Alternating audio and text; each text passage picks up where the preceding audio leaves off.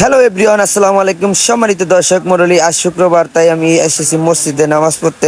অবশ্যই দেখছি অনেকজনে জিলাপি নিতে আছে, জিলাপি খাইতে আছে। অবশ্যই আমাকে দেয় না, কেন যে দেয় না আমি জানি না। অবশেষে আমি আরেকটা জিলিপির জন্য আশায় চেয়েছিলাম, একটা দিছে। অবশেষে তাতে আমার মন ভরে নাই। অবশেষে দেখতে দেখতে অনেক দূরে গিয়ে গেলাম।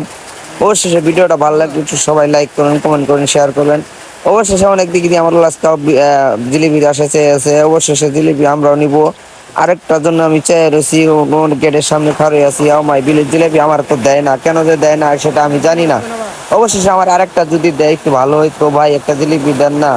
ওরে শেষে আমার সর সর, আরে যাবো না, আমাকে একটা জিলিপি দেন। ও না, জিলিপি দিচ্ছে না কেন? ও না ভাই, দিব না। দেখ আরেকটা যদি জিলিপি দেয় অবশেষে তাহলে আমি খাইতাম, আর না একটু বাসায় নিয়ে যেতাম। অবশেষে দেখি দিব দিব দিব, ওহো দেয় না কেন?